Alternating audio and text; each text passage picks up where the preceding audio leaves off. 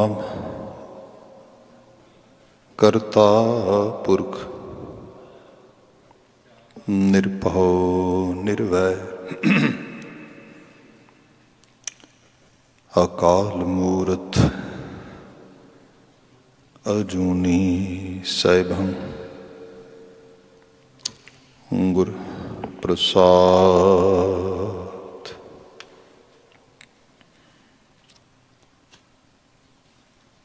तेरे कवन कवन गुण कह कहे गावा, तू साहिब गुणी निधाना। तुमरी महिमा वर्ण ना साकूं, तू ठाकुर ऊंच भगवाना। तुमरी महिमा वर्ण ना साकूं, तू ठाकुर ऊंच भगवाना। सतनाम वाहिगुरु साहिब जियो। राग सूही महला पंजवा, कर पहला एक ओंकार सतगुर प्रसाद। बाजीगर जैसे बाजी पाई, नाना रूप पेख दिखलाई। बाजीगर जैसे बाजी पाई, नाना रूप पेख दिखलाई। सांग उतार थम्यों पासारा, तब एको एकंकारा।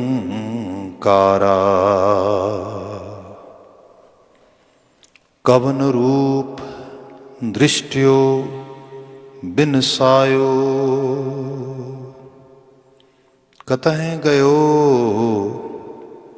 ओह कत ते आयो।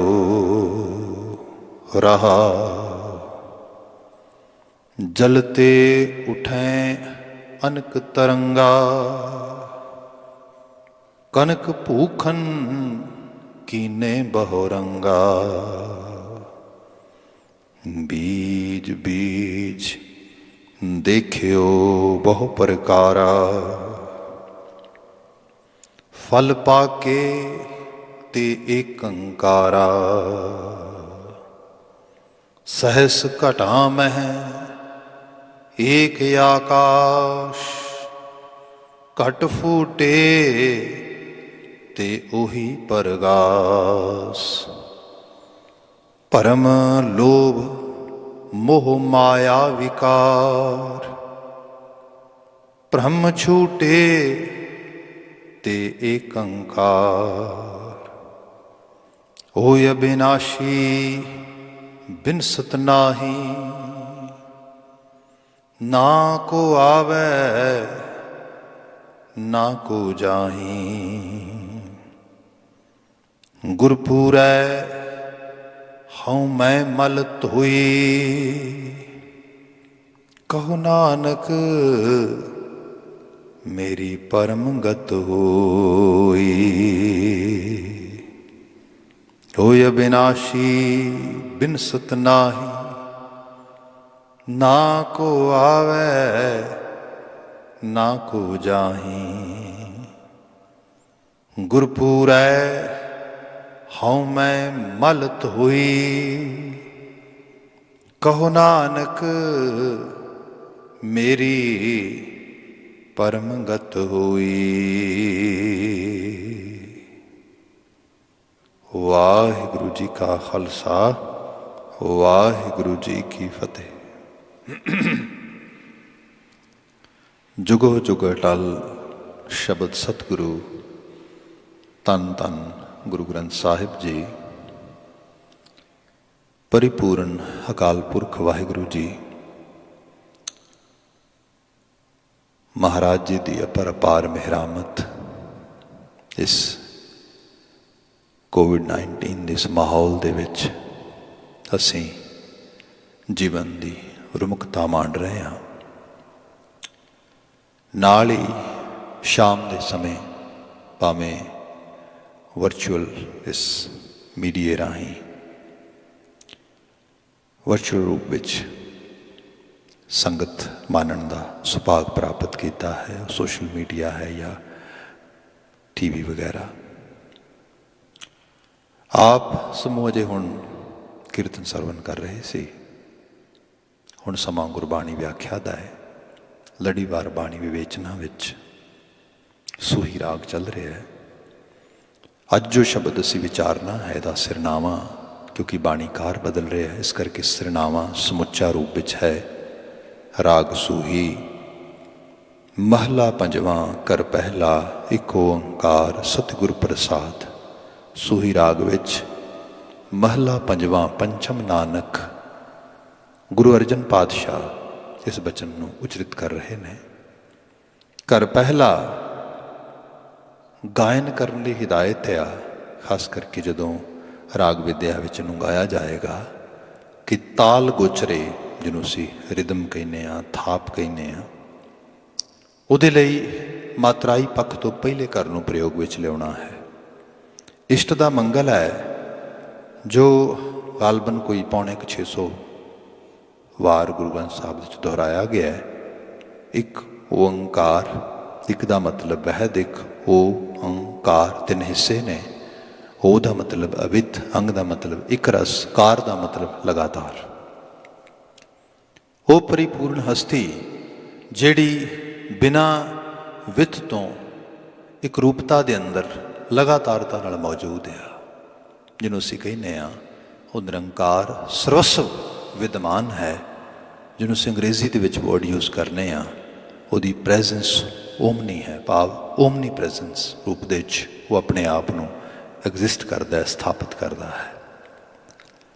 सो उसे परिपूर्ण उस ओंकार जी की हस्ती जिसनों कहा जाए भी आब खाक धरती पुलाड़ जिया जंत पशु पंछी मनुख जो कुछ भी चार छपेरे विद्यमान है, जिहदे विच उहदी मौजूदगी है, उस मौजूदगी नूं असीं किवें माणांगे बीइंग ए ह्यूमन मनुख रूप दे विच, सानूं उहदा विजन किवें होएगा।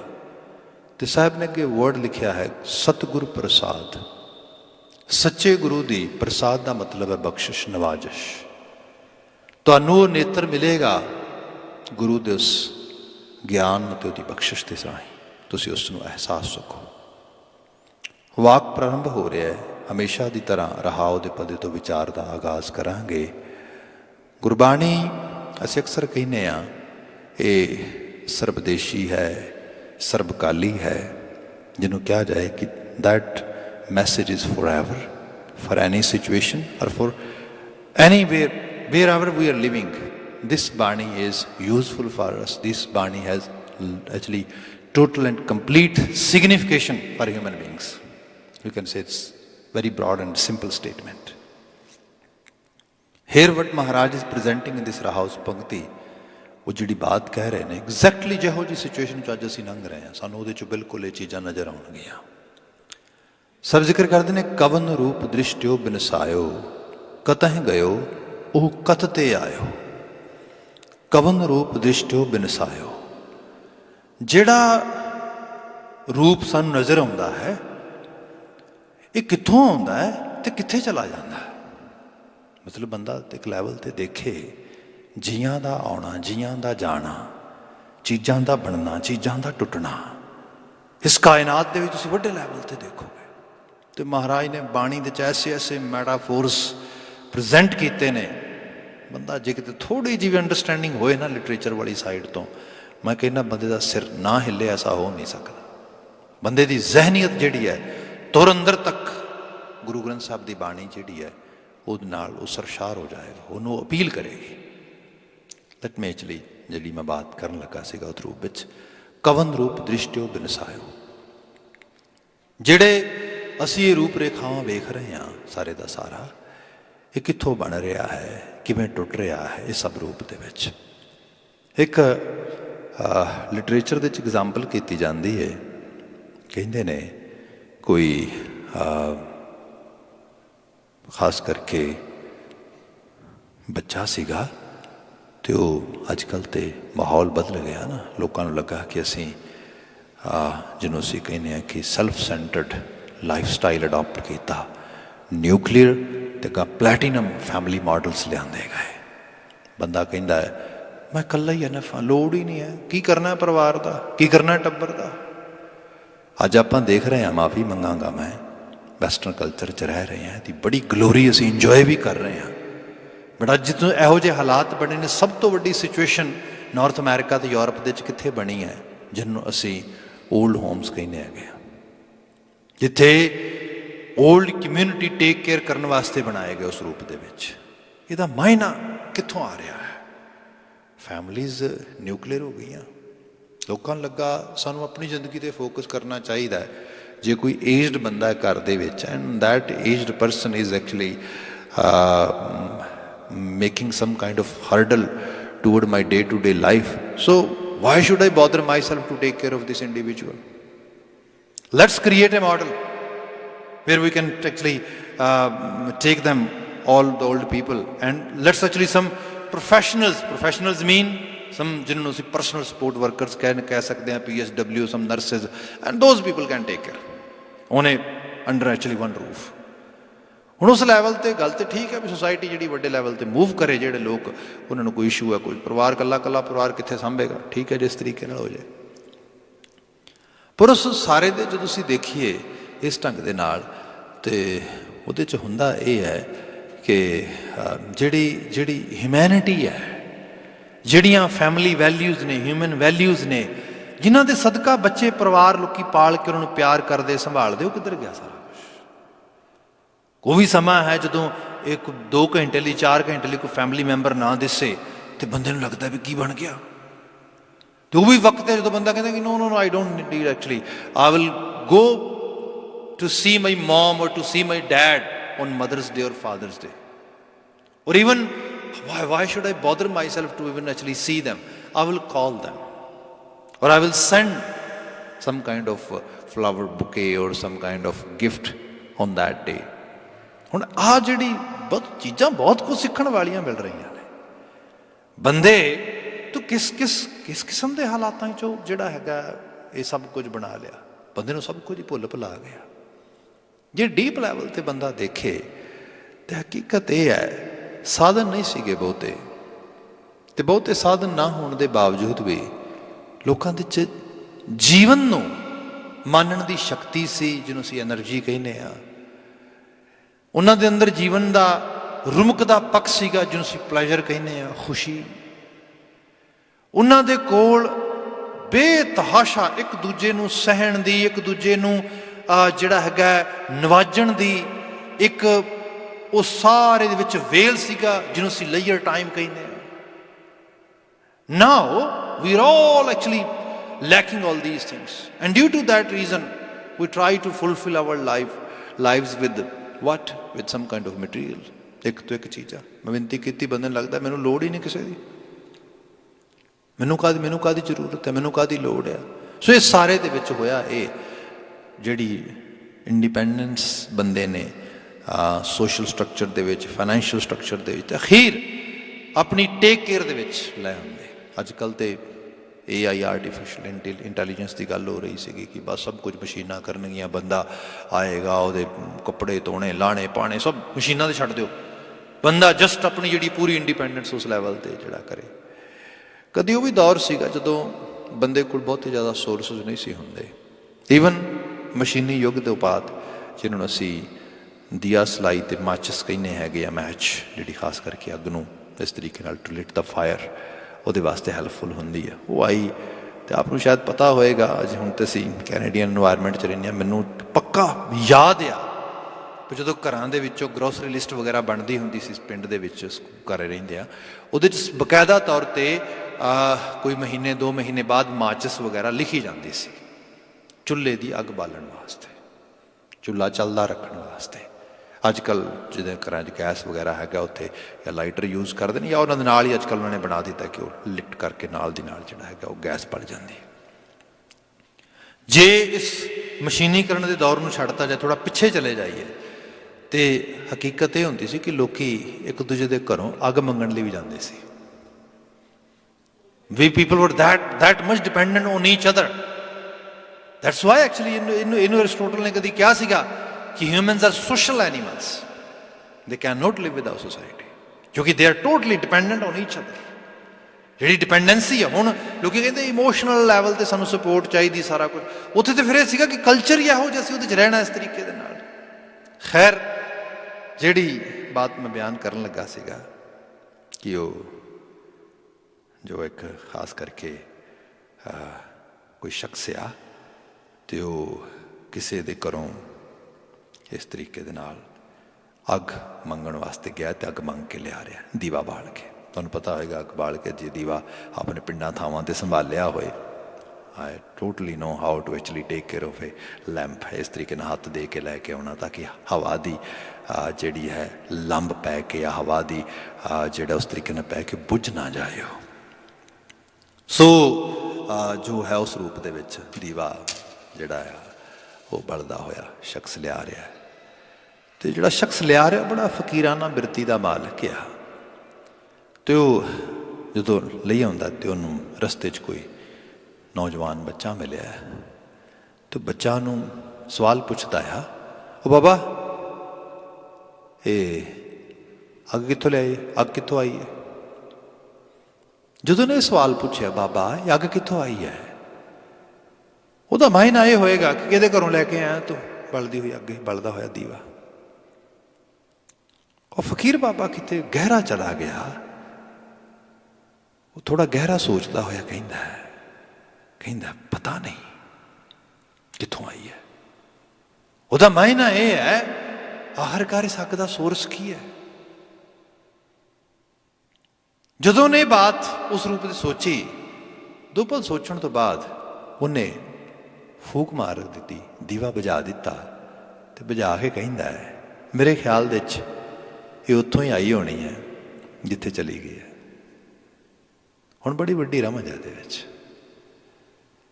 ਅਸੀਂ ਸਾਰੇ ਇਸ ਧਰਤੀ ਨੂੰ ਮਾਣ ਰਹੇ ਹਾਂ, ਹੰਢਾ ਰਹੇ ਹਾਂ, ਜੀ ਰਹੇ ਹਾਂ, ਪਰ ਕੋਈ ਪਤਾ ਨਹੀਂ ਇਸ ਕਲਬੂਤ ਦੇ ਬਣਨ ਤੋਂ ਪਹਿਲਾਂ, ਜੋ ਅੰਦਰੋਂ ਬੋਲ ਰਿਹਾ ਬੋਲਣ ਤੋਂ ਪਹਿਲਾਂ, ਇਹ ਸਭ ਹੋਣ ਤੋਂ ਪਹਿਲਾਂ ਕਿੱਥੇ ਸੀ ਤੇ ਕੌਣ ਸੀ। Nobody knows.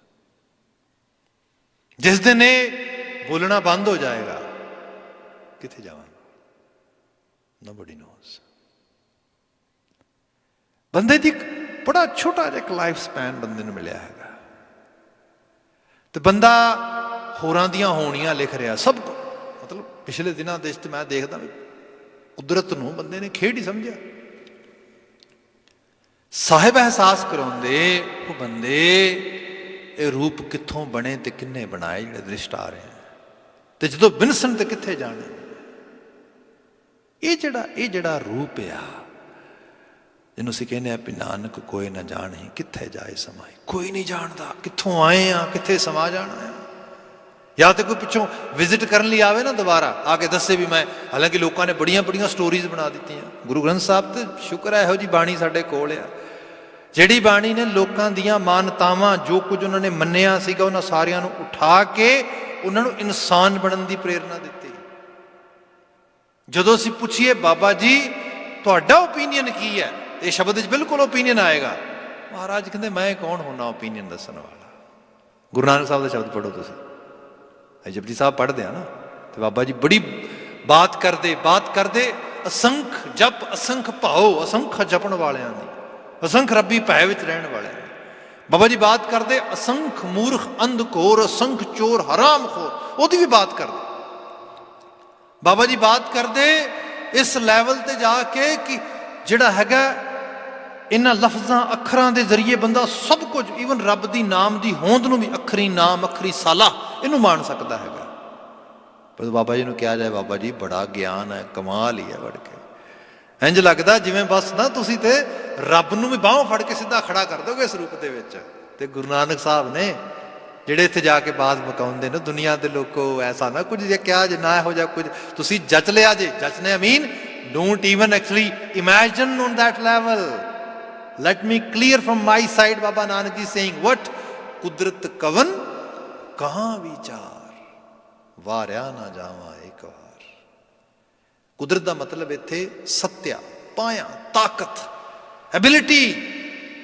ਮੇਰੀ ਕੀ ਪਾਇਆ ਆ, ਮੇਰੀ ਕੀ ਕੁਦਰਤ ਆ, ਮੈਂ ਉਸ ਕਰਤੇ ਤੇ ਕਰਤੇ ਦੀ ਬਣਾਈ ਰਚਨਾ ਦੀ ਵਿਚਾਰ ਕਰ ਸਕਾਂ। ਮੈਂ ਤੇ ਬਹੁਤ ਛੋਟੀ ਜੀ ਹਸਤੀ ਹਾਂ, ਬਾਬਾ ਨਾਨਕ ਜੀ। ਕੁਦਰਤ ਕਵਨ ਕਹਾਂ ਵਿਚਾਰ, ਵਾਰਿਆ ਨਾ ਜਾਵਾਂ ਇੱਕ ਵਾਰ। ਮੈਂ ਤਾਂ ਤੂੰ ਕੁਰਬਾਨ ਵੀ ਨਹੀਂ ਹੋ ਸਕਦਾ, ਇੱਕ ਵਾਰ ਵੀ ਨਹੀਂ ਹੋ ਸਕਦਾ। ਜੋ ਤੁਧ ਭਾਵੈ ਸਾਈ ਭਲੀ ਕਾਰ, ਤੂੰ ਸਦਾ ਸਲਾਮਤ ਨਿਰੰਕਾਰ। ਤੂੰ ਜਿਹਦੀ ਹਸਤੀ, ਨਿਰੰਕਾਰ ਜਿਹੜਾ ਵਰਡ ਆ, ਇਹ ਗੁਰੂ ਨਾਨਕ ਸਾਹਿਬ ਨੇ ਸਾਨੂੰ ਉਸ ਲੈਵਲ ਤੇ ਬਖਸ਼ਿਆ ਹੈਗਾ। ਇਸ ਤੋਂ ਪਹਿਲਾਂ ਤੁਹਾਨੂੰ ਲਿਟਰੇਚਰ 'ਚ ਨਹੀਂ ਮਿਲੇਗਾ। ਇਹ ਬਾਬਾ ਨਾਨਕ ਜੀ ਨੇ, ਜਿਨ੍ਹਾਂ ਨੇ ਨਿਰੰਕਾਰ, ਨਿਰਾਕਾਰ ਸੀ, ਆਕਾਰ ਸੀ, ਮਾਕਾਰ ਸੀ, ਸਾਕਾਰ ਸੀ, ਬੜੇ ਵਰਡ ਸੀਗੇ, ਪਰ ਨਿਰੰਕਾਰ ਜਿਹੜਾ ਕਿਸੇ ਰੂਪ ਰੇਖਾ, ਕਿਸੇ ਅੰਗ, ਕਿਸੇ ਗਿਣਤੀ, ਕਿਸੇ 'ਚ ਨਹੀਂ, ਪਰ ਸਭ ਜਗ੍ਹਾ ਤੇ ਹੈ। ਕਿਸ ਰੂਪ ਦੇ ਵਿੱਚ ਆ? ਬਾਬਾ ਜੀ ਕਹਿੰਦੇ ਸੀ ਕੌਣ ਬਿਆਨ ਕਰ ਸਕਦੇ ਆ? ਜ਼ਰਰੇ ਜ਼ਰਰੇ 'ਚ ਆ, ਰੇਸ਼ੇ ਰੇਸ਼ੇ 'ਚ ਆ, ਪਰ ਆਪਾਂ ਨੂੰ ਕੋਈ ਦੱਸੇ ਵੀ ਇਹਨੂੰ ਸਾਖਸ਼ਾਤ ਕਰੋ ਇਸ ਲੈਵਲ ਦੇ ਉੱਪਰ ਕਿ ਨਿਰੰਕਾਰ ਆ। ਕੀ ਵਿਖਾਵਾਂਗੇ, ਕੀ ਦੱਸਾਂਗੇ? ਸਦਾ ਸਲਾਮ ਮੌਜੂਦਗੀ ਆ ਉਹਦੀ। ਬਾਕੀ ਇਹ ਹੈ, ਇਹ ਸਾਰੇ ਦਾ ਸਾਰਾ ਜੋ ਕੁਝ ਸਾਨੂੰ ਦਿਸਦਾ ਹੈ, ਇਹਨੂੰ ਗੁਰੂ ਸਾਹਿਬ ਦੇ ਇੱਕ ਹੋਰ ਸ਼ਬਦ ਅਸੀਂ ਪੜ੍ਹਦੇ ਹਾਂ, ਮਹਾਰਾਜ ਨੇ ਬਾਣੀ 'ਚ ਬਚਨ ਬਿਆਨ ਕੀਤਾ। ਸਾਹਿਬ ਜ਼ਿਕਰ ਕਰਦੇ, ਹਰ ਹਟ ਕੀ ਮਾਲਾ ਟਿੰਡ ਲਗਤ ਹੈ, ਇੱਕ ਸਖਨੀ ਹੋਰ ਫੇਰ ਭਰੀਅਤ ਹੈ, ਤੈਸੇ ਹੀ ਇਹ ਖੇਲ ਖਸਮ ਦਾ। ਆ ਖਸਮ ਦੀ ਖੇਡ ਵੇਖ ਤੂੰ ਆ ਕੇ, ਬਾਕੀ ਗੱਲਾਂ ਛੱਡ। ਕੀ ਆ ਖਸਮ ਜੀ? ਮਹਾਰਾਜ ਨੇ ਐਗਜ਼ਾਮਪਲ ਕੀਤੀ, ਉਹ ਬੰਦੇ ਕਦੀ ਖੂਹ ਦੇ ਉੱਤੇ ਹਰਟ ਚੱਲਦੇ ਵੇਖੇ ਹੋਣਗੇ। You know, today we are living in different world. In actually old days when people actually when they want to get some water, especially from ground, they always they try to actually dig well, and after actually digging the well, they have their own kind of engineering model which was helping them to take water out from the well. तो ਹੁੰਦਾ ਸੀ ਗੋਲ wheel ਹੁੰਦਾ ਸੀ ਵੱਡਾ ਸਾਰਾ, ਉਸ wheel ਦੇ ਉੱਤੇ ਕੁਝ ਜਿਹੜੀਆਂ ਰੱਸੀਆਂ ਹੁੰਦੀਆਂ ਸੀਗੀਆਂ ਲੀਸ਼ਸ ਇਸ ਤਰੀਕੇ ਦੇ ਨਾਲ, ਤੇ ਉਹ ਲੀਸ਼ਸ ਦੇ ਨਾਲ ਛੋਟੇ ਛੋਟੇ ਪੌਟ ਇਸ ਤਰੀਕੇ ਨਾਲ, ਜਿਨ੍ਹਾਂ ਨੂੰ ਟਿੰਡਾਂ ਕਿਹਾ ਜਾਂਦਾ ਸੀਗਾ, ਉਹ ਹੈਂਗ ਕਰਦੀਆਂ ਸੀ।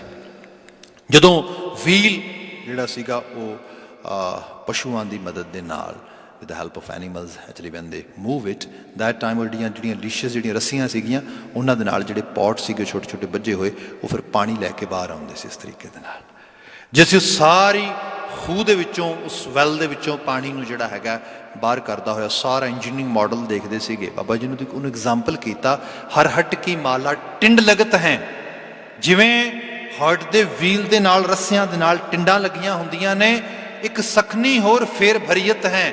ਇੱਕ ਪਾਸੇ ਪੂਰੀਆਂ ਭਰ ਭਰ ਕੇ ਆ ਰਹੀਆਂ ਨੇ, ਇੱਕ ਪਾਸੇ ਖਾਲੀ ਹੋ ਕੇ ਜਾ ਰਹੀਆਂ। ਤੈਸੇ ਹੀ ਇਹ ਖੇਲ ਖਸਮ, ਖਸਮ ਦੀ ਖੇਡ ਆ। ਇੱਕ ਪਾਸੇ ਜੀ ਉਪਜ ਰਹੇ ਨੇ, ਬਣ ਰਹੇ ਨੇ, ਪਲ ਰਹੇ ਨੇ, ਵੱਧ ਰਹੇ ਨੇ, ਇੱਕ ਪਾਸੇ ਬਿਨਸ ਰਹੇ ਨੇ। ਇਸ ਤਰੀਕੇ ਨਾਲ ਨਾਉਣ ਵਾਲਿਆਂ ਦਾ ਪਤਾ ਆ ਮਿੱਟੀ ਰੂਪ ਵਟਾ ਰਹੀ ਹੈ, ਨਾ ਜਾਣ ਵਾਲਿਆਂ ਦਾ ਪਤਾ ਹੈ ਮਿੱਟੀ ਬਿਨਸ ਰਹੀ ਹੈ। ਇਹ ਕੀ ਹੈ? ਗੁਰੂ ਅਰਜਨ ਸਾਹਿਬ ਜ਼ਿਕਰ ਕਰਦੇ, ਕਵਨ ਰੂਪ ਦ੍ਰਿਸ਼ਟਿਓ ਬਿਨਸਾਇਓ। ਦੇਖੋ ਤੇ ਸਹੀ, ਕਾਹਦਾ ਰੂਪ ਹੈ ਜਿਹੜਾ ਦ੍ਰਿਸ਼ਟ ਰਿਹਾ, ਕਦੀ ਬਿਨਸ ਰਿਹਾ, ਕਦੀ ਦਿਸ ਰਿਹਾ, ਕਦੀ ਉਸ ਰੂਪ ਵਿੱਚ ਜਾ ਰਿਹਾ ਹੈਗਾ। ਕਤਹਿ ਗਇਓ ਉਹ ਕਤਤੇ ਆਇਓ। ਉਹ ਕਿੱਥੋਂ ਆਇਆ ਸੀ, ਉਹ ਕਿੱਥੇ ਚਲਾ ਗਿਆ? ਇਸ ਵੱਡੇ ਲੈਵਲ ਨੂੰ ਬੰਦੇ ਅਹਿਸਾਸ ਉਸ ਤਰੀਕੇ ਦੇ ਨਾਲ, ਫਿਰ ਪਤਾ ਲੱਗੇਗਾ ਧਰਤੀ ਦੇ ਉੱਤੇ ਮੈਂ ਇੱਕ ਮਹਿਮਾਨ ਤੋਂ ਵੱਧ ਕੁਝ ਵੀ ਨਹੀਂ ਹੈਗਾ। ਮਿੱਟੀ ਹੈ, ਹੁਣ ਹੱਸ ਰਹੀ ਹੈ, ਨੱਚ ਰਹੀ ਹੈ, ਟੱਪ ਰਹੀ ਹੈ, ਅਗਲੇ ਪਲ ਪਤਾ ਨਹੀਂ ਹੋਏਗੀ ਕਿ ਨਹੀਂ ਹੋਏਗੀ। ਇਹਨੂੰ ਬਾਬਾ ਕਬੀਰ ਜੀ ਨੇ ਕਿਹਾ ਸੀ, ਕਬੀਰਾ ਧੂਰ ਸੰਕੇਲ ਕੈ ਪੁਰੀਆ ਬਾਂਧੀ ਦੇ, ਦਿਵਸ ਚਾਰ ਕੋ ਪੇਖਣਾ ਅੰਤ ਖੇ ਕੀ ਖੇ।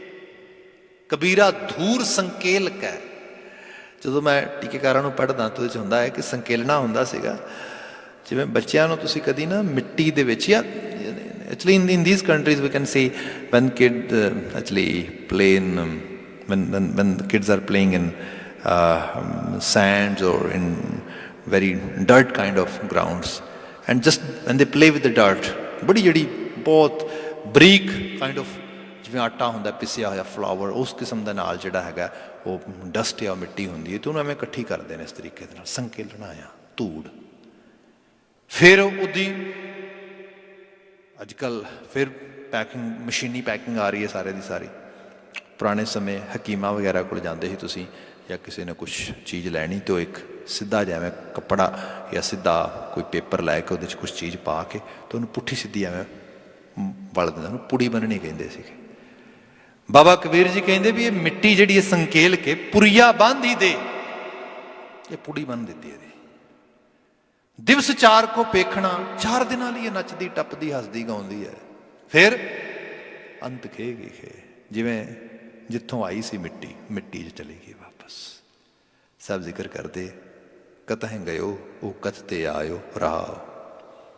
ਹੁਣ ਈਵਨ ਸਾਇੰਟੀਫਿਕ ਸਾਈਡ ਤੋਂ ਵੀ ਆ ਜਾਈਏ, ਅੱਜ ਦੇ ਆਈਨਸਟਾਈਨ, ਸਟੀਫਨ ਹਾਕਿੰਗਸ ਨੂੰ ਅਸੀਂ ਪੜ੍ਹਦੇ ਹਾਂ, ਉਹ ਕਹਿੰਦਾ ਹੈ ਕਿ ਜਿਹੜੀ ਸਾਡੀ ਇਸ ਮਿੱਟੀ ਦੇ ਵਿੱਚ, ਸਾਡੀ ਇਸ ਫਿਜ਼ੀਕਲ ਸਟਰਕਚਰ ਦੇ ਵਿੱਚ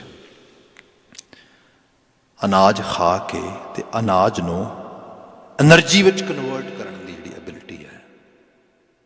ਦੇਖੋ ਨਾ, ਮੈਂ ਛੋਟੀ ਜਿਹੀ ਐਗਜ਼ਾਮਪਲ ਕਰਦਾ ਹਾਂ, ਕਿਆ ਕੁਦਰਤ ਦੀ ਖੇਡ ਹੈ।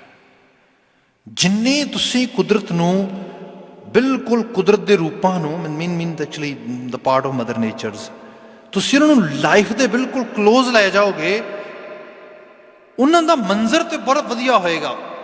ਦੇ gonna play very good role, but the same time ਜਿਹੜੀ ਉਹਨਾਂ ਦੀ ਜਿਹੜੀ ਉਹਨਾਂ ਦੀ ਐਬਿਲਿਟੀ ਹੈ, ਖਾਸ ਕਰਕੇ ਉਸ ਲੈਵਲ 'ਤੇ, ਉਹ ਇਸ ਤਰ੍ਹਾਂ ਹੀ ਹੈ ਕਿ ਉਹਦੀ ਕੋਈ ਅਨਸਰਟਨਟੀ ਲੈਵਲ 'ਤੇ ਉੱਥੇ ਤੁਸੀਂ ਇਮੈਜਿਨ ਨਹੀਂ ਕਰ ਸਕਦੇ। Let me give you example over it, because that's totally metaphor. ਤੁਸੀਂ ਖੇਤ ਵਿੱਚ ਕਣਕ ਪੈਦਾ ਕੀਤੀ, ਵੀਟ ਪੈਦਾ ਹੋ ਗਈ।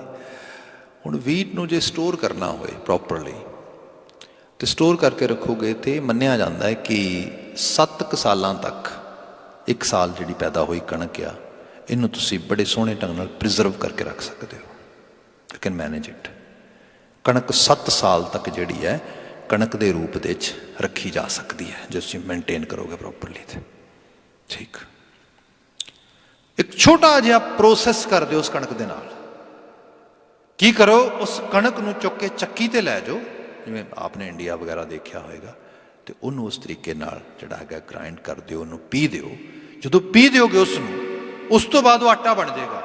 ਹੁਣ ਆਟੇ ਨੂੰ ਦੁਨੀਆ ਦੀ ਕੋਈ ਟੈਕਨੀਕ ਨਹੀਂ ਤੁਸੀਂ 7 ਸਾਲ ਤੱਕ ਸੰਭਾਲ ਲਓ, ਨੋ ਵੇ।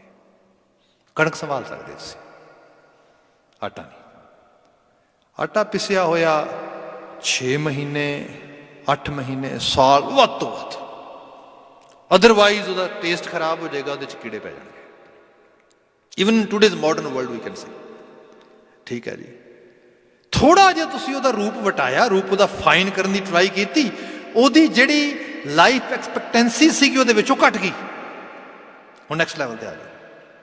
ਹੁਣ ਉਸੇ ਕਣਕ ਨੂੰ ਤੁਸੀਂ ਜਿਹੜਾ ਹੈਗਾ ਪਰਾਤ 'ਚ ਪਾ ਲਓ, ਉਸੇ ਆਟੇ ਨੂੰ, ਅਤੇ ਪਰਾਤ 'ਚ ਪਾ ਕੇ ਹੁਣ ਕੁਛ ਨਾ ਕਰੋ, ਬਸ ਜੋ ਪਿਸਿਆ ਹੋਇਆ ਆਟਾ ਸੀ, ਜਿਹਦੀ ਅਸੀਂ ਇੰਨਾ ਕੁ ਐਕਸਪੈਕਟ ਕਰਦੇ ਸੀਗੇ 1 ਸਾਲ ਤੱਕ ਇਹਨੂੰ ਅਸੀਂ ਪ੍ਰੀਜ਼ਰਵ ਕਰ ਲਵਾਂਗੇ, ਉਹ 'ਚ ਪਾਣੀ ਪਾ ਦਿਓ। ਪਾਣੀ ਪਾ ਕੇ ਉਹਦੀ ਡੋ ਬਣਾ ਦਿਓ, ਗੁੰਨ ਲਵੋ ਉਹਨੂੰ। ਹੁਣ ਤੁਸੀਂ ਕੋਈ ਨੂੰ 1 ਸਾਲ ਸੰਭਾਲ ਕੇ ਰੱਖਾਂਗੇ, ਨੋ ਵੇ। ਭਾਵੇਂ ਤੁਹਾਡੇ ਕੋਲ ਵਧੀਆ ਤੋਂ ਵਧੀਆ ਜਿਹੜਾ ਹੈਗਾ ਫਰਿੱਜ ਹੋਏ, you can note actually take care of that dough for almost for 1 year or more, actually around that much time. No, ਹਫਤਾ, ਬਹੁਤ ਜ਼ਿਆਦਾ 2 ਹਫ਼ਤੇ, ਬਹੁਤ ਹਾਇਰ ਲੈਵਲ ਤੇ ਟੇਸਟ ਬਦਲ ਜਾਏਗਾ ਉਹਦਾ। ਤੁਸੀਂ ਦੇਖੋ 7 ਸਾਲ ਸੀ, 1 ਸਾਲ 2 ਹਫ਼ਤੇ, ਜਸਟ ਇੱਕ ਥੋੜਾ ਜਿਹਾ ਉਹਨੂੰ ਅਸੀਂ ਨੈਕਸਟ ਲੈਵਲ ਤੇ ਲੈ ਕੇ ਜਾ ਰਹੇ ਹਾਂ। ਜਿਵੇਂ ਜਿਵੇਂ ਤੁਸੀਂ ਲਾਈਫ ਦੇ ਨੇੜੇ ਲੈ ਆਓਗੇ, ਤੁਸੀਂ ਦੇਖੋਗੇ ਤਾਂ ਉਹਦਾ ਰੂਪ ਕਿਵੇਂ ਹੁੰਦਾ। ਠੀਕ ਹੈ ਜੀ, ਹੁਣ 2 ਹਫ਼ਤੇ ਦੀ ਉਹਦੀ ਪਾਇਆ ਹੈਗੀ ਹੈ। ਹੁਣ ਉਸੇ ਡੋ ਦੇ ਵਿੱਚੋਂ ਪੇੜਾ ਬਣਾ ਲਵੋ, ਪੇੜਾ ਬਣਾ ਕੇ ਉਹਨੂੰ ਵੇਲ ਕੇ ਛੰਡ ਕੇ ਇਸ ਤਰੀਕੇ ਦੇ ਨਾਲ ਭਾਵ ਉਸ ਨੂੰ ਤਵੇ 'ਤੇ ਪਾ ਦਿਓ। ਹੁਣ ਬਣ ਜਾਏਗੀ ਉਹ ਬ੍ਰੈਡ, ਰੋਟੀ। ਹੁਣ ਉਸ ਰੋਟੀ ਦੀ ਉਹਨੂੰ ਤੁਸੀਂ ਕਿੰਨਾ ਕੁ ਚਿਰ ਸੰਭਾਲ ਸਕਦੇ ਹੋ, ਐਕਸਪੈਕਟ ਕਰਦੇ ਹੋ ਕਿੰਨੀ ਦੇਰ ਤੱਕ ਉਹ ਖਾਣ ਵਾਲੀ ਹੈ। ਮੋਸਟਲੀ ਹਾਊਸ ਹੋਲਡਸ ਦੇ ਵਿੱਚ ਸਵੇਰ ਦੀ ਪੱਕੀ ਹੋਏ ਲੋਕੀ ਸ਼ਾਮ ਤੱਕ ਨਹੀਂ ਖਾਂਦੇ, ਕਿਤੇ ਖਾਣ ਵਾਲੀ ਰਹਿ ਗਈ।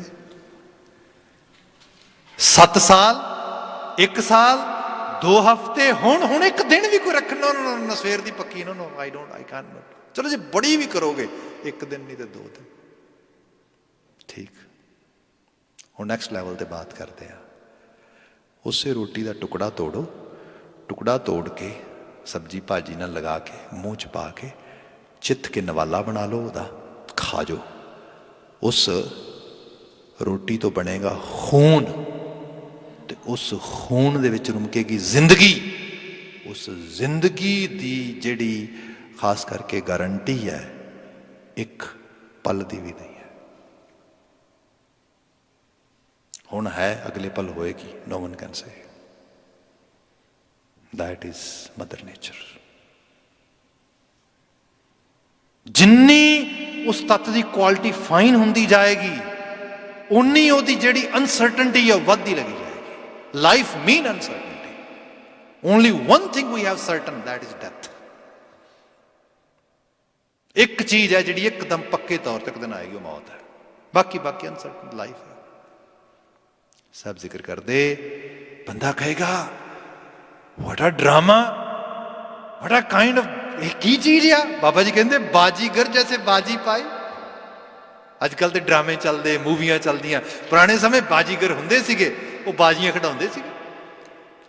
ਸਭ ਕਹਿੰਦੇ ਇਹੀ ਤੇ ਬਾਜੀ ਹੈ, ਇਹੀ ਤੇ ਤਮਾਸ਼ਾ ਆ, ਇਹੀ ਤੇ ਹੈ ਜਿਹੜਾ ਸਾਰਾ ਰੰਗਮੰਚ ਨਚਾ ਰਿਹਾ ਹੈ। ਬਾਜੀਗਰ ਜੈਸੇ ਬਾਜੀ ਪਾਈ, ਨਾਨਾ ਰੂਪ ਭੇਖ ਦਿਖਲਾਈ। ਨਾਨਾ ਰੂਪ ਹੁੰਦਾ ਹੈ ਅਨੇਕਾਂ ਤਰ੍ਹਾਂ ਦੇ, ਭਾਂਤ ਦੇ, ਵੱਖਰੇ ਵੱਖਰੇ। ਬੰਦਾ ਕੁਦਰਤ ਵੱਲ ਵੇਖੇਗਾ, ਕਿੰਨੇ ਰੂਪ ਦ੍ਰਿਸ਼ ਮੰਜ਼ਰ ਨੇ ਕੁਦਰਤ ਦੇ। ਤੇ ਜਿਹੜੀ ਡਾਇਵਰਸਿਟੀ ਜਿਹਨੂੰ ਅਸੀਂ ਅੱਜ ਕਹਿੰਦੇ ਹਾਂ, ਇਹਨੂੰ ਪੂਰੀ ਕੁਦਰਤ ਇੰਜੋਏ ਕਰਦੀ ਹੈ। ਜੇ ਕੋਈ ਨਹੀਂ ਇੰਜੋਏ ਕਰ ਪਾਉਂਦਾ ਤੇ ਉਹ ਇੱਕ ਬੰਦਾ ਆ, ਤੇ ਬੰਦਾ ਵੀ ਉਹ ਜਿਹੜਾ ਇੱਕ ਖਾਸ ਕਿਸਮ ਦੇ ਸਕੂਲ ਆਫ ਥਾਟ ਵਿੱਚ ਆਪਣੇ ਆਪ ਨੂੰ ਘੇਰ ਲੈਂਦਾ, ਜਿੱਥੇ ਕੱਟੜਤਾ ਆ ਜਾਂਦੀ ਹੈ, ਜਿਹਨੂੰ ਤੁਸੀਂ ਆਰਥੋਡਾਕਸੀ ਕਹਿ ਸਕਦੇ ਹੋ, ਜਿਹਨੂੰ ਤੁਸੀਂ ਫੈਨੈਟਿਜ਼ਮ ਕਹਿ ਸਕਦੇ ਹੋ, ਜਿਹਨੂੰ ਤੁਸੀਂ ਇੱਕ ਕਾਈਂਡ ਆਫ ਇਲਿਟਰੇਸ਼ਨ ਕਹਿ ਸਕਦੇ ਹੋ। ਤੇ ਇਹਦੇ ਕਈ ਰੂਪ ਨੇ, ਤੁਹਾਨੂੰ ਮਿਲ ਜਾਂਦੇ। ਕਿਤੇ ਜ਼ੰਗੇਜ਼ ਖਾਨ ਦਾ ਰੂਪ ਹੈ, ਕਿਤੇ ਔਰੰਗਜ਼ੇਬ ਦਾ ਰੂਪ ਹੈ, ਕਿਤੇ ਹਿਟਲਰ ਦਾ ਰੂਪ ਹੈ, ਨਾਜ਼ੀ, ਕਿਤੇ ਕਮਿਊਨਿਜ਼ਮ ਦਾ ਰੂਪ ਵੀ ਮਿਲ ਜਾਂਦਾ ਤੁਹਾਨੂੰ, ਮਾਓ ਦਾ, ਤੁਹਾਨੂੰ ਲੈਨਿਨ ਦਾ ਉਸ ਰੂਪ ਦੇ ਵਿੱਚ। ਅੱਜ ਦੇ ਦੌਰ 'ਚ ਤੁਹਾਨੂੰ ਮਿਲ ਜਾਏਗਾ, ਤੁਸੀਂ ਦੇਖੋ ਝਾਤ ਮਾਰ ਕੇ। ਇਹ ਜਿਹੜੀ ਚੀਜ਼ ਆ, ਇਹ ਕੀ ਕਿ ਇਹ ਕਹਿੰਦੀ no I don't like diversity. No diversity ਨਹੀਂ ਹੋਣੀ ਚਾਹੀਦੀ, ਮੇਰੇ ਵਰਗੇ ਹੋਣ ਸਾਰੇ। ਇਹ ਜਿਹੜੀ ਚੀਜ਼ ਹੈ, ਬਾਬਾ ਜੀ ਨੇ ਕਿਹਾ ਡਾਈਵਰਸਿਟੀ ਕੁਦਰਤ ਦਾ ਨਿਯਮ ਹੈ। ਨਾਨਾ ਰੂਪ ਭੇਖ ਦਿਖਲਾਈ, ਕਈ ਤਰ੍ਹਾਂ ਦੇ ਰੂਪ ਪਾਖੋ ਨੇ ਬਣਾਏ ਨੇ। ਗੁਰੂ ਗ੍ਰੰਥ ਸਾਹਿਬ ਨੂੰ ਮੱਥਾ ਟੇਕੋ, ਕੋਟਾਨ ਕੋਟ ਨਮਸਕਾਰ ਕਰੋ। ਇਹਨੇ ਸਾਨੂੰ ਇਹ ਬਿਆਨ ਕੀਤਾ ਕਿ ਮੇਰੇ ਪ੍ਰਭ ਸਾਚੇ ਇੱਕ ਖੇਲ ਰਚਾਇਆ। ਕੀ ਮਹਾਰਾਜ, ਕੀ ਖੇਡ ਵਿਖਾਓਗੇ ਤੁਹਾਨੂੰ? ਉਸ ਪ੍ਰਭੂ ਸੱਚੇ ਨੇ ਕਿਹੜਾ ਖੇਡ ਵਿਖਾਇਆ? ਮੇਰੇ ਪ੍ਰਭ ਸਾਚੇ ਇੱਕ ਖੇਲ ਰਚਾਇਆ, ਕੋਈ ਨਾ ਕਿਸੇ ਹੀ ਜਿਹਾ ਉਪਾਇਆ। ਕੋਈ ਕਿਸੇ ਵਰਗਾ ਬਣਾਇਆ ਹੀ ਨਹੀਂਗਾ। ਜੋ ਬਣਾਇਆ ਆਪਣੇ ਆਪ ਯੂਨੀਕ ਬਣਾਇਆ। ਅਰਾਊਂਡ 7 ਬਿਲੀਅਨ ਦੀ ਪਾਪੂਲੇਸ਼ਨ ਹੈ ਦੁਨੀਆ ਦੇ ਵਿੱਚ ਇਸ ਵਕਤ। And if we compare 7 billion ਲੋਕਾਂ ਨੂੰ ਨੱਕ ਲੱਗਾ ਹੈ, ਤੁਸੀਂ ਇੱਕ ਨੱਕ ਦੂਜੇ ਨੱਕ ਵਰਗਾ ਨਹੀਂ ਵੇਖਦੇ, ਇੱਕ ਚਿਹਰਾ ਦੂਜੇ ਚਿਹਰੇ ਵਰਗਾ ਨਹੀਂ ਦੇਖਦੇ। ਧਿਆਨ ਨਾਲ ਦੇਖੋਗੇ ਫਰਕ ਦਿਸੇਗਾ। ਇੱਕ ਆਵਾਜ਼ ਦੂਜੀ ਆਵਾਜ਼ ਵਰਗੀ ਨਹੀਂ, ਇੱਕ ਸੁਭਾਅ ਦੂਜੇ। ਕਿਆ ਕਮਾਲ ਹੈ, ਡਾਈਵਰਸਿਟੀ। ਇੰਜੋਏ ਕਿਉਂ ਨਹੀਂ ਕਰਦਾ? ਅੱਜ ਅਸੀਂ ਇਸ ਚੀਜ਼ ਨੂੰ ਦੇਖੀਏ, ਬਣਾਉਣ ਵਾਲਾ ਇੱਕ, ਘੜਨ ਵਾਲਾ ਇੱਕ। Sometime people say Bhai Sahib this time is very hard time, we are going through with a big time trouble and what do you think? ਮੈਂ ਕਿਹਾ ਨਹੀਂ ਗੱਲ ਇਹ ਹੈ, ਬਾਪੂ ਦਾ ਨਾ ਸਿਖਾਉਣ ਦਾ ਤਰੀਕਾ ਅਪਣਾਇਆ। ਸਿਖਾ ਰਿਹਾ ਸਾਨੂੰ ਕੁਛ, ਦੱਸ ਰਿਹਾ ਓਏ ਬੰਦੇ ਬੰਦਾ ਬਣ ਜਾ। ਜਿਹੜੀ ਤੁਹਾਨੂੰ ਤੈਨੂੰ ਲੱਗਦਾ ਸੀ ਨਾ ਕਿ ਮੈਂ ਪਤਾ ਨਹੀਂ ਕੀ ਬਣ ਗਿਆ ਹੈਗਾ, ਆ ਦੇਖ ਲਓ ਤੁਸੀਂ। ਉਹ ਭਾਵੇਂ ਮੈਡੀਕਲ ਸਾਈਡ ਆ, ਭਾਵੇਂ ਸਾਇੰਟੀਫਿਕ ਸਾਈਡ ਆ, ਤੇ ਭਾਵੇਂ ਉਹ ਵੱਡੇ ਲੈਵਲ ਤੇ ਇੱਕ ਤਰ੍ਹਾਂ ਦੇ ਨਾਲ ਵੱਡੀਆਂ ਐਮਪਾਇਰ ਦੀ ਗੱਲ ਹੋ ਰਹੀ, ਸਾਰੀ ਦੀ ਸਾਰੀ ਟੋਟਲੀ ਆਖਰੀ ਬਚਨ ਕਹਿ ਕੇ ਵਾਈਂਡ ਅਪ ਕਰਦਾ ਆ। ਇਸ ਤੋਂ ਬਾਅਦ ਦੁਨੀਆ ਬਦਲੇਗੀ। ਆਈ ਸਟਰੋਂਗਲੀ ਬਿਲੀਵ ਇਨ ਦੈਟ। ਦੇਖੋ ਮੈਂ ਕੋਈ ਉਹ ਤੇ ਹੈ ਨਹੀਂ ਗਾ ਜਿਹੜਾ ਜਿਹਨੂੰ ਕਹਿੰਦੇ ਹੈਗੇ ਨੇ ਜਿਹੜਾ ਜਿਵੇਂ ਕੋਈ ਮਤਲਬ ਉਸ ਤਰੀਕੇ ਨਾਲ ਜੋਤਸ਼ੀ ਹੁੰਦੇ ਨੇ ਜਾਂ ਕੋਈ ਉਸ ਜਿਹੜਾ ਫਿਊਚਰ ਫੋਰਕਾਸਟਿੰਗ ਕਰਨ ਵਾਲੇ ਹੁੰਦੇ ਨੇ। But I can see one thing easily. Until now, whenever people talk, people always talk about their wealth. You know, ਮੇਰੇ ਕੋਲ ਇੰਨਾ ਸਮਾਨ ਆ, ਮੇਰੇ ਕੋਲ ਇੰਨਾ ਸਮਾਨ ਆ, ਇਸ ਤਰੀਕੇ ਨਾਲ ਆ। From now, ਹੁਣ ਤੋਂ ਲੋਕੀ ਪਤਾ ਕਾਹਦੀ ਗੱਲ ਕਰਨ ਮੈਂ ਹੈਲਦੀ ਹਾਂ। Health is going to be biggest wealth. ਮੈਂ ਠੀਕ ਠਾਕ ਹਾਂ, ਮੈਂ ਠੀਕ ਹਾਂ। And even people are asking to each other, ਠੀਕ ਹੋ ਤੁਸੀਂ? No one is asking how's your business, how's your job, no, who care about actually ਇਹ ਚੀਜ਼ਾਂ ਵੀ ਕੋਈ ਚੀਜ਼ that is kind of just a rat race, nothing else. What is the real actually essence? That is life. ਕਿੱਡੀ ਕਮਾਲ ਦੀ ਸਿੱਖਿਆ ਹੈ। ਬਾਣੀ ਕਦੋਂ ਦੀ ਕਹਿ ਰਹੀ ਇਹਦੀ ਕਦਰ ਕਰ। ਉਹ ਰੈਨ ਗਵਾਈ ਸੋਏ ਕਿਆ ਦਿਵਸ ਗਵਾਇਆ ਖਾਏ ਹੀਰੇ ਜੈਸਾ ਜਨਮ ਹੈ। ਬੰਦਾ ਕਹਿੰਦਾ ਸੀ ਲੈ ਹੀਰਾ ਹੀਰਾ ਹੁੰਦਾ, ਪਤਾ ਬੰਦਾ ਨਹੀਂ ਉਹਦੇ ਮੁਕਾਬਲੇ ਹੁੰਦਾ। ਹੀਰਾ ਇਜ਼ ਵੈਰੀ ਪ੍ਰੀਸ਼ੀਅਸ ਥਿੰਗ। ਹੁਣ ਪਤਾ ਲੱਗਾ no who care about Hira, what I care, am I alive? ਮੇਰੇ ਫੇਫੜੇ ਸਾਹ ਲੈ ਰਹੇ ਨੇ, ਠੀਕ ਆ, ਖੰਘ ਤੇ ਨਹੀਂ ਆ ਰਹੀ, ਜ਼ੁਕਾਮ ਤੇ ਨਹੀਂ ਲੱਗਾ, ਉਹ ਇਹ ਬਚਿਆ, ਬਸ ਇਸ ਤੋਂ ਬਚਾਇਆ। ਦੈਟਸ ਕਿਆ ਕਮਾਲ ਆ। ਤੇ ਮਾਫੀ ਮੰਗਾਂਗਾ ਜਿੰਨਾ ਮਰਜ਼ੀ ਉਪਦੇਸ਼ ਬੰਦਾ ਪੜ੍ਹ ਲਵੇ, ਬੰਦਾ ਸੁਣ ਲਵੇ, ਬੰਦਾ ਸੁਣਾ ਲਵੇ, ਉਹਨਾਂ ਐਕਚੁਅਲੀ ਕੋਨਾ ਬਲੀਵ ਔਨ ਇਟ। ਨੋ ਹਾਂ ਹੁਣ ਬਲੀਵ ਹੋ ਰਿਹਾ ਜਦੋਂ ਵੇਖ ਰਿਹਾ। ਇਹ ਹੈ ਉਹਦਾ ਅਸਲ ਮੰਜ਼ਰ ਜਿਹੜਾ ਹੈ। ਇੱਥੇ ਸਾਹਿਬ ਨੇ ਬਿਆਨ ਕੀਤਾ ਨਾਨਾ ਰੂਪ ਪੇਖ ਦਿਖਲਾਈ ਸਾਂਗ ਉਤਾਰ ਥਮਿਓ ਪਸਾਰਾ। ਇਹ ਵੀ ਗੁਰਬਾਣੀ ਹੈ, ਨਿਯਮ ਹੈ ਜੀ ਮਦਰ ਨੇਚਰ ਦਾ। ਜੋ ਬਣਿਆ ਉਹ ਟਹੇਗਾ। ਉਸਰੀਆਂ ਹੋਈਆਂ ਸੱਭਿਅਤਾਵਾਂ ਖਤਮ ਹੋ ਜਾਂਦੀਆਂ ਨੇ। ਤੁਸੀਂ ਦੇਖੋ, ਤੁਸੀਂ ਮੋਹਨਜੋਦਾਰੋ ਇੰਡੀਆ 'ਚ ਪੜ੍ਹਿਆ ਹੋਣਾ ਜ਼ਰੂਰ। ਪੂਰੇ ਦੀ ਪੂਰੀ ਸਿਵਲਾਈਜੇਸ਼ਨ ਕਿੱਧਰ ਗਈ ਨੋਬਡੀ ਨੋਸ। ਹੜੱਪਾ ਪਤਾ ਨਹੀਂ ਕਿੱਧਰ ਗਈ। ਇਹੋ ਜਿਹੀਆਂ ਪਤਾ ਨਹੀਂ ਕਿੰਨੀਆਂ ਸਿਵਲਾਈਜੇਸ਼ਨ ਇਜਿਪਟ ਦੇ ਵਿੱਚ, ਇੱਧਰ ਕੋਲੰਬੀਆ ਦੇ ਵਿੱਚ ਕਿੱਥੇ ਕਿੱਥੇ ਪੜ੍ਹਾਈਆਂ ਜਾਂਦੀਆਂ। ਬਾਬਾ ਜੀ ਕਹਿੰਦੇ ਸਾਂਗ ਉਤਾਰ, ਸਾਰੇ ਦਾ ਸਾਰਾ ਸਵਾਂਗ। ਜਿਵੇਂ ਕੋਈ ਨਾਟਕ ਮੰਡਲੀ ਨਾਟਕ ਨਹੀਂ ਕਰਦੀ, ਨਾਟਕ ਵਗੈਰਾ ਸਾਰਾ ਖਤਮ ਹੋ ਜਾਂਦਾ, ਫਿਰ ਉਹ ਸਾਰਾ ਆਪਣਾ ਝੋਲੀ ਬਿਸਤਰਾ ਇਕੱਠਾ ਕਰਕੇ ਤੇ ਉਹੀ ਜਿਹੜਾ ਜਿੱਥੇ ਪਹਿਲਾਂ ਕੱਲ ਤੱਕ ਸਵਾਂਗ ਲੱਗਾ ਸੀਗਾ, ਕਮਾਲ ਲੱਗ ਰਹੀ ਸੀ, ਰੌਣਕ ਮੇਲੇ। ਤੇ ਅੱਜ ਤੁਸੀਂ ਦੇਖੋ, ਤੁਸੀਂ ਨਾ ਜਿਹੜਾ ਹੈਗਾ ਜਿੱਥੇ ਵੱਡੇ ਵੱਡੇ ਇਹਨਾਂ ਦੇ ਜਿਹੜੇ ਹੈਗੇ ਨੇ ਮੋਨਾਮੈਂਟਸ ਹੈਗੇ ਨੇ, ਵੱਡੇ ਵੱਡੇ ਲੈਂਡਮਾਰਕਸ ਹੈਗੇ ਨੇ ਯੂਰਪ ਦੇ, ਨਾਰਥ ਅਮਰੀਕਾ, ਦੇਖੋ ਤੁਸੀਂ ਈਵਨ ਸੀਐਨ ਟਾਵਰ ਹੀ ਦੇਖੋ। ਬੰਦਾ ਕਿ ਸੋਚ ਸਕਦਾ ਹਜ਼ਾਰਾਂ ਦੀ ਲਾਈਨ ਲੱਗੀ ਹੈ, ਬੰਦਾ ਵੇਟ ਕਰਦਾ, ਅੱਛਾ ਜਸਟ ਨਾ 15 ਮਿੰਟ 'ਚ ਮੇਰੀ ਵਾਰੀ ਆ ਜਾਣੀ, ਘੰਟੇ 'ਚ ਮੇਰੀ ਵਾਰੀ ਆ ਜਾਣੀ। ਹੁਣ ਸਾਰੇ ਖਾਲੀ ਪਏ। ਇੰਝ ਲੱਗਦਾ ਜਿਵੇਂ ਕੋਈ ਨਾਟਕ ਹੋ ਰਿਹਾ ਸੀ, ਕਿਸੇ ਨੇ ਸਾਰਾ ਨਾਟਕ ਵਲੇਟ ਕੇ ਸਾਈਡ ਤੇ ਰੱਖਦਾ। ਨਾ ਇਹ ਨਾਟਕ ਬੰਦ ਆ, ਹੁਣ ਨਾਟਕ ਨਹੀਂ ਚੱਲੇਗਾ। ਐਕਚੁਅਲ ਲੈਵਲ ਤੇ ਸਾਂਗ ਉਤਾਰ ਥਮਿਓ ਪਸਾਰਾ, ਸਾਰਾ ਪਸਾਰਾ ਥੰਮ ਦਿੱਤਾ, ਐਗਜ਼ੈਕਟਲੀ ਇੱਕ ਜਗ੍ਹਾ ਤੇ ਰੋਕ ਦਿੱਤਾ। ਫਿਰ ਕਿਆ ਤਬ ਏਕੋ ਏਕੰਕਾਰਾ। ਜ਼ਿੰਦਗੀ ਰੁਮਕ ਰਹੀ ਹੈ, ਉਹਦਾ ਰੂਪ ਵਟਾਇਆ ਗਿਆ ਹੈ। ਬਾਣੀ ਕਹਿੰਦੀ ਇਹੀ ਅਹਿਸਾਸ ਕਰ, ਇੱਕ ਤੋਂ ਆਏ ਆ, ਇੱਕ 'ਚ ਜਾਣਾ ਆ। ਜਿਹੜੀਆਂ ਨਫ਼ਰਤਾਂ ਨੇ, ਈਰਖਾ ਆ, ਦੁਆਏ ਖਾ ਸਾੜੇ ਹੈ, ਜਿਹੜਾ ਗੈਰ ਮਨੁੱਖੀ ਵਰਤਾਰਾ ਆ, ਬਾਹਰ ਆ ਜਾ। ਦੁੱਖ ਦੇਗਾ ਤੈਨੂੰ, ਤਕਲੀਫ ਜ਼ੁਦਾ ਹੋਏਗਾ। ਤੇ ਮੈਂ ਸਮਝਦਾ ਸਮਾਂ ਜਿਹੜਾ ਆ, if you ask me actually honestly, Bhai Sahib, in today's actually time, what would you suggest?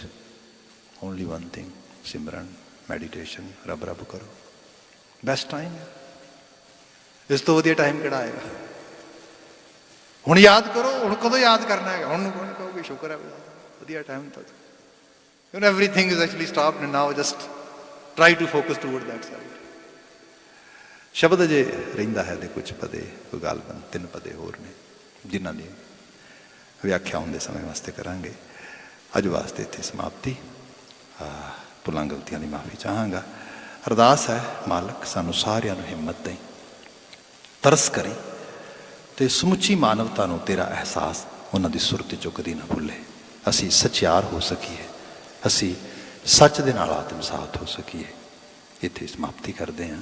ਗੁਰਮੁਖ ਪਿਆਰੇ ਸੱਜਣ ਆ ਗਏ ਨੇ। ਅਗਲਾ ਪ੍ਰੋਗਰਾਮ ਤੁਹਾਨੂੰ ਬੜੇ ਵਜਦ ਦੇ ਵਿੱਚ ਜਿਹੜਾ ਹੈਗਾ ਸਿਮਰਨ ਦੇ ਨਾਲ ਜੋੜਨਗੇ। ਮੈਂ ਇੱਥੇ ਇਜਾਜ਼ਤ ਚਾਹਾਂਗਾ, ਕਹਿ ਦੇਣਾ ਜੀ, ਵਾਹਿਗੁਰੂ ਜੀ ਕਾ ਖਾਲਸਾ, ਵਾਹਿਗੁਰੂ ਜੀ ਕੀ ਫਤਿਹ।